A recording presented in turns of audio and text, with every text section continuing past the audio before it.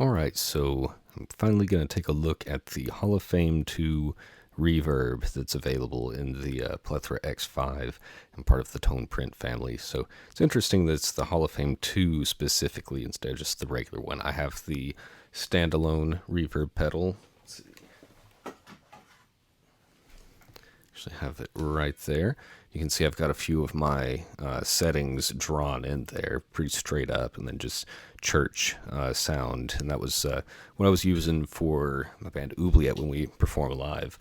But one of the tone prints I've actually made to be a recreation of that, so I can leave that off the board if I need to there, or just carry it as it's standalone if I wasn't taking the Plethora with me. So I've got 4 spots in here, and the reason for that is it's kind of a DSP heavy effect, so it doesn't have the processing power to be able to handle all 5 slots there. So I've just left this one empty there because I couldn't really think of a good thing. In the most recent update that TC did, though, they added the tap tuner for us, so I'm just going to drop that into this slot right here. All right, it has no parameters to adjust or anything, and I'm not really connected to any of these that are going to be affected by the time or anything. It's just nice that if I wanted to use the tuner on this, it's a pretty nice tuner. Let's see. Check it out. Nice and green and fluorescent lighting. One thing that I would like to see, TC, if you're listening, that I would like to see in some kind of update down the line would be an option for the tuner to be able to pass signal while it's in this. Now, right now, what that would do for me is that I could have a tuner going on my computer screen where I can actually see in 2 places what I'm able to tune. My HX Stomp is able to do that, where it can pass signal or not, and to me, it would just be aesthetically pleasing to be able to have this big, nice tuner and also the fine tuning or even strobe tuner on the HX Stomp. So a request I would like to see at some point there. So I'm going to start this one off with distortion so you can hear that. That's my clean tone.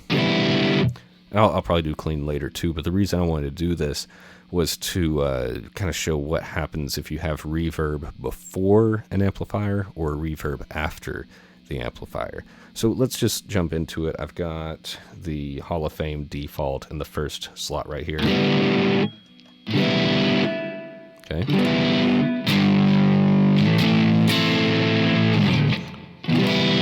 So it works. Kind of an interesting character though. It's kind of dirty, just even beyond the drive signal that I'm using.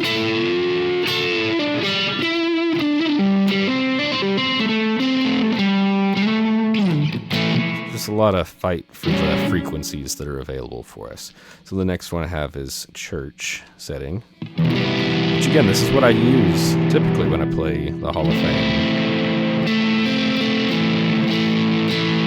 And this is, to me, going to be kind of like a shoegazy type of tone. For those that don't know that term, it's guitar players that are always watching their pedals, and it's more about the changes happening there, so it looks to the audience like the musician is staring at their feet rather than staring at them, hence shoegaze. So having reverb before distortion, that's kind of one of the key elements of that.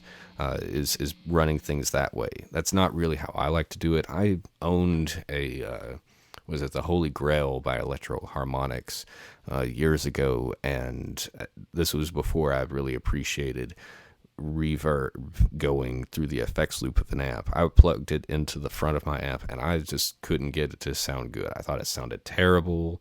I thought the built-in reverb on my amp sounded better, so I just sold it.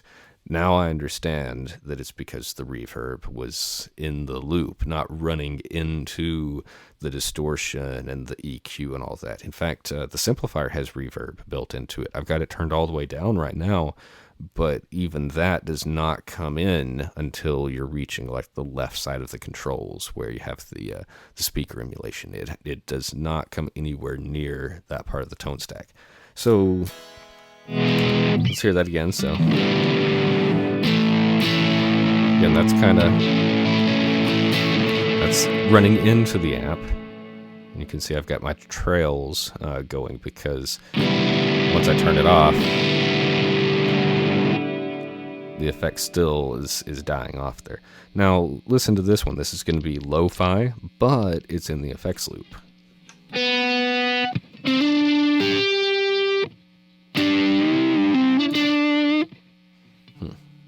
That sounds like doesn't sound very reverby. What's going on?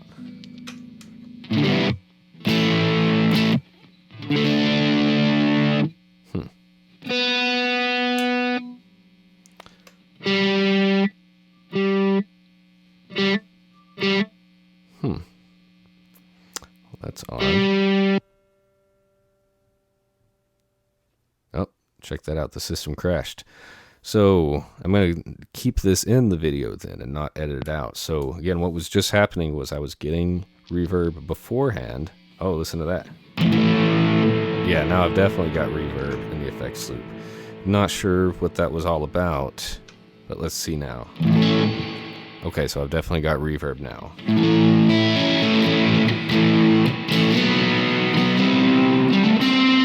And even though it's got this reverb, or the lo-fi name,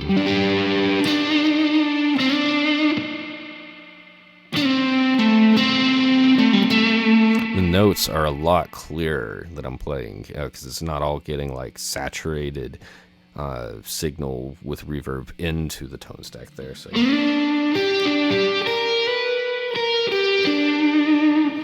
that to me sounds much better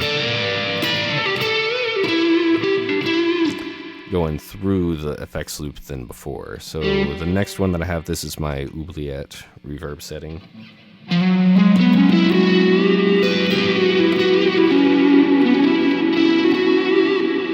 need to adjust that a little bit. It's pretty extreme. Oh yeah, look at that. It needs to be straight up. I knew that didn't sound right. Right about there.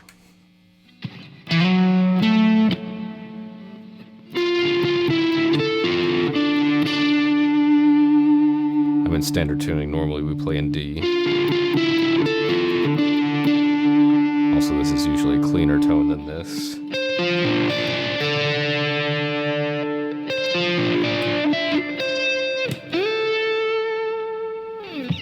Alright, let me change the tone stack here. So I'm actually running Fender preamp into Marshall post amp, and then of course the distortion. So let's do this.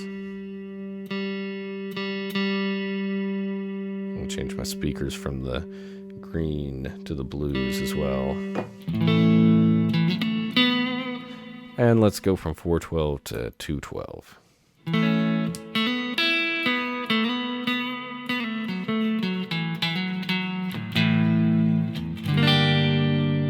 Looks like we have the mash feature on here. What's it do? Okay, so you see just as I'm holding it down, it's just got that signal dying off real slow, and then it goes away when I let off. Let's see about the lo-fi.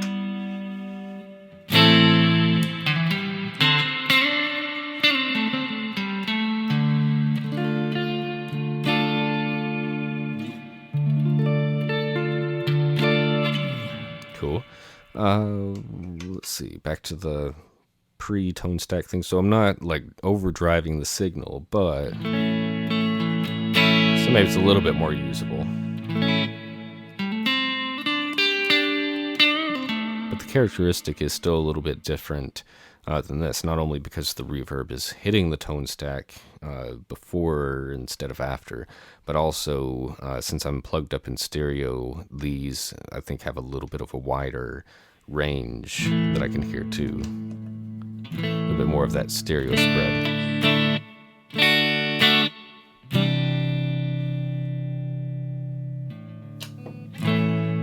All right, and you can see I don't have any of the hot knobs assigned to any of these things. I'll just do it on one of them, not make you watch me do the whole thing. It goes pretty fast. So knob 1 to the decay, knob 2 to the tone, and knob 3 to the effects level.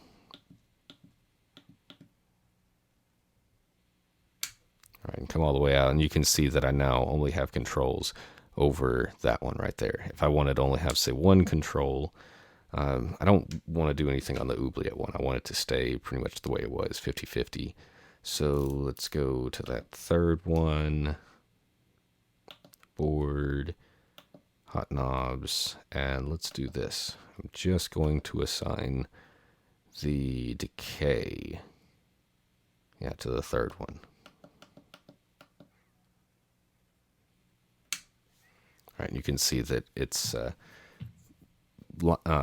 filled in the middle one, but then hollow kind of on the other two there. So let's turn everything up on that one.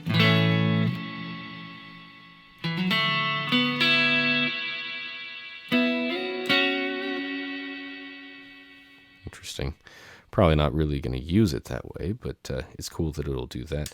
Let me take a look real quick at some of the settings too. So you have a ton of settings here just on the right side. These are all the included things. So cathedral, church, gate, default, lo-fi, mod, plate room, shimmer, spring, tile, and then 3 tone print slots.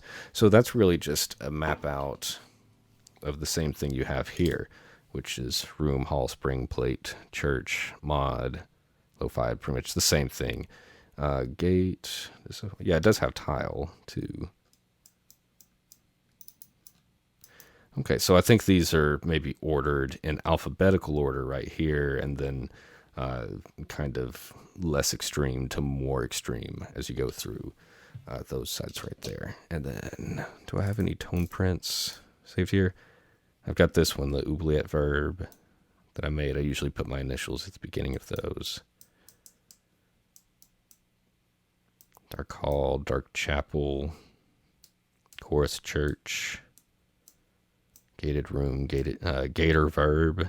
Interesting. This one that says Head Clean Reverb, I think that is, and Head Lead, I think that's supposed to be the Korn guitar player, like some of his. Oubliette Verb, Supernova, The Inside of Troy's Brain. That's one of the tone prints that I have there. So, it's a great effect to have, probably one of the most useful effects in the Plethora. I'm also going to take a look at the echo at some point, and the echo to me is more of like delay and reverb kind of mixed there. So let me go ahead and wrap this one up. I know I've already done some stuff with the standalone reverb unit there, so hopefully it shouldn't be too different or anything. I guess next we'll be getting into the tap tremolo and what else? So the tap tremolo, the shaker, and the vibrato. Yeah, are all kind of so vicious vibe. Tap tremolo. Do I not have a shaker board? I guess I'll have to make one of those. All right. Well, I will go ahead and wrap for today, and I will talk to you later. Thanks.